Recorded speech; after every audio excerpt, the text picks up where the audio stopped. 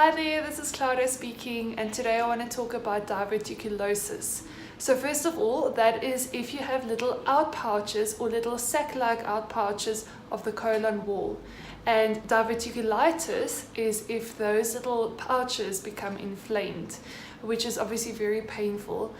And having diverticulosis can lead to a change in bowel habits, abdominal pain and bloating as well. So obviously very uncomfortable, and we want to prevent it if we can. So one of the key factors to preventing this is preventing constipation, because if you are constipated, it's going to lead to an increased pressure on the colon wall, which the theory is then that leads to the outpouchings.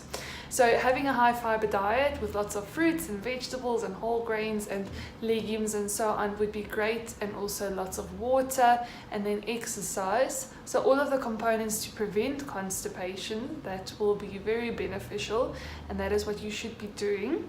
And if you already have diverticulosis, you shouldn't be scared of fiber, because a lot of patients think they have to avoid all of those fibrous foods because they're scared it's going to get stuck in those little pouches, like for example even nuts and seeds and popcorn. And that is really the old school of thinking, and it has been proven that it doesn't really make a difference. So you are more than welcome to have all of those things in your diet.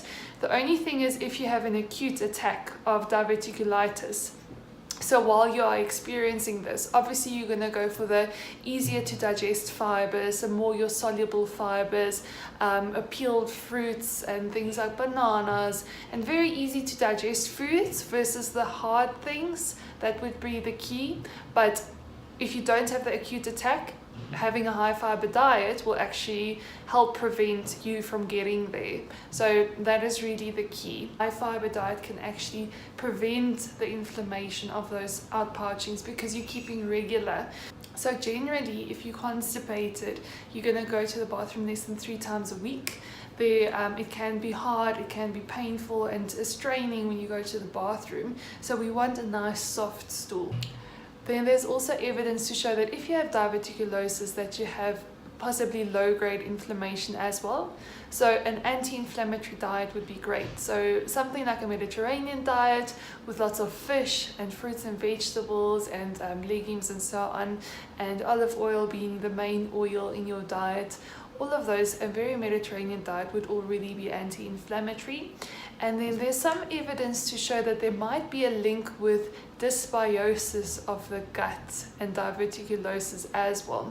So dysbiosis is basically an imbalance between the good and the bad bacteria in your gut. So we have to make sure that that is balanced, and possibly look at a probiotic as well. But that is something that you can discuss with your healthcare practitioner. Alright guys, I hope you learned something, and if you have any further queries or questions, please feel free to leave comments down below. Thank you, bye.